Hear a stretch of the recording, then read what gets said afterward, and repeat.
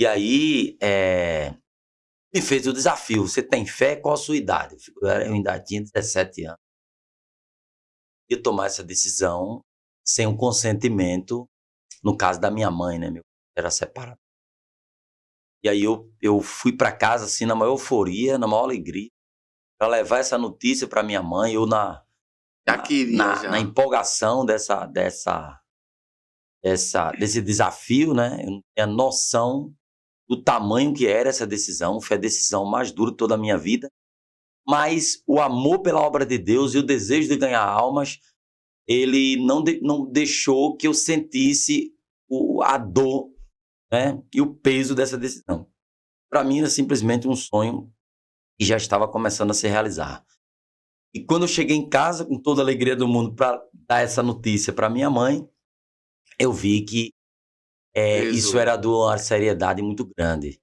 Porque se a gente olhar para o contexto em que minha mãe estava, há um ano ela tinha perdido meu irmão faleceu em 98, isso aconteceu em 99.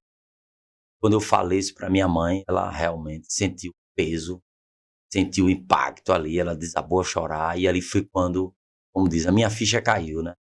Eu vi que era uma coisa muito séria. Mas... Por hora eu até disse, não, isso aí eu não vou fazer isso.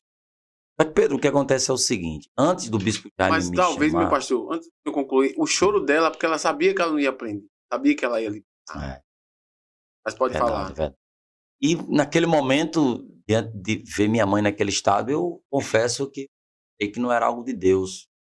Só que Deus já havia me preparado antes. Deus já havia falado de diversas maneiras, né? Inclusive através de uma forma que hoje em dia a gente é um pouco reticente, porque infelizmente existem muitos falsos profetas, mas naquela época a gente chegou a fazer uma vigília dentro de casa, uma vigília doméstica. Nessa vigília estava presente um tio meu que hoje está na glória, que era pastor, o Antônio, mais uns 2 irmãos em minha mãe, minha tia Luzia, a gente estava orando na sala da minha casa. Deus ou um profeta, um servo dele, veio para mim, uma obra para fazer.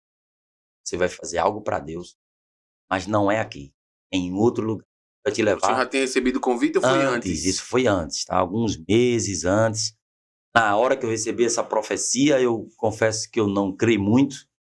Aí, quando eu estava diante desse impasse aí com a minha mãe, eu lembrei dessa profecia e fui orar. Senhor, se realmente é a tua vontade e é o teu chamado, se é o Senhor quem está falando, fale com a minha mãe, confirma isso para a tua serva, né? Minha mãe já era uma serva de Deus, o teu coração ainda não estava totalmente consolado da perda do irmão. O santo ainda estava fazendo a obra, ele já fez, mas tem um processo, né? Verdade.